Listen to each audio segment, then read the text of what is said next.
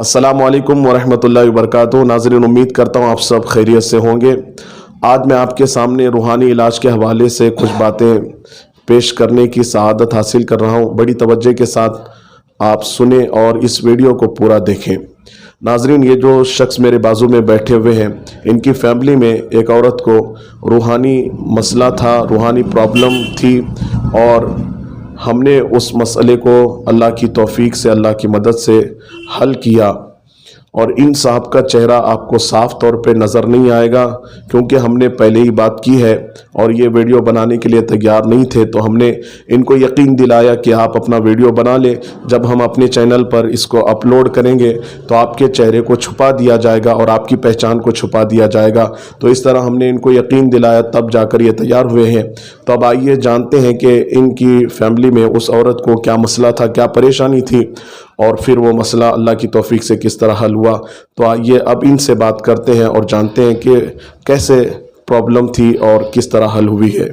तो मैं कब इन साहब के हाथ में देता हूँ।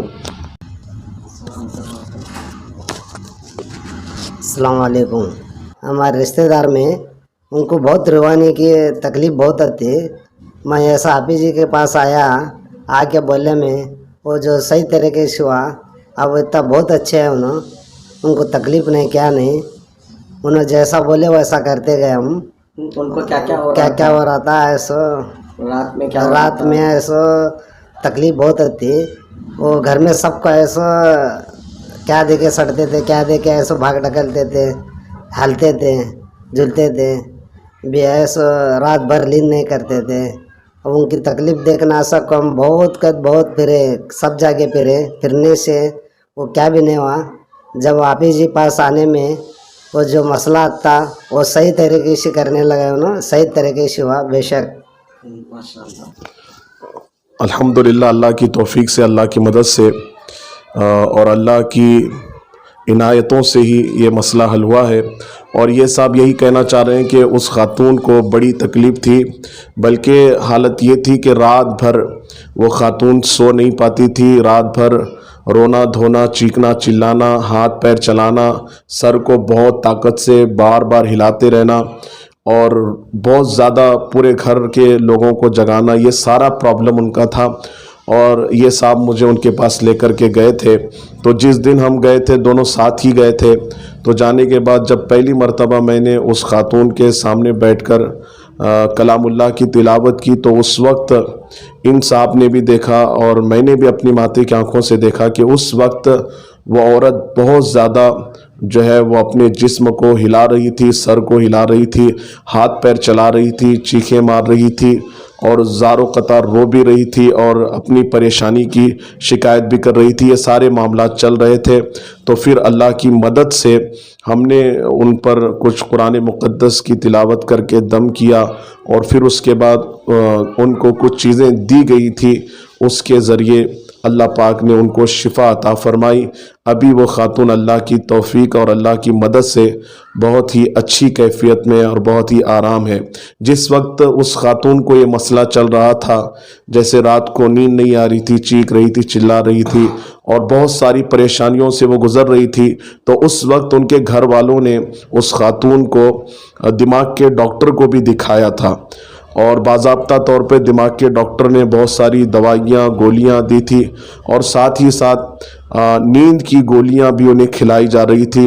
घर वालों का कहना था कि एक गोली नहीं बल्कि 2 गोली खिलाने के बाद भी उनको रात में कुछ लम्हों के लिए तक भी नींद नहीं आ रही थी। ये मसला था, गोली दवा तक उन पे असर नहीं हो रही थी और दिमागी डॉक्टर के पास भी वो ले गए थे, वहाँ भी कुछ फ़ायदा हासिल नहीं हुआ।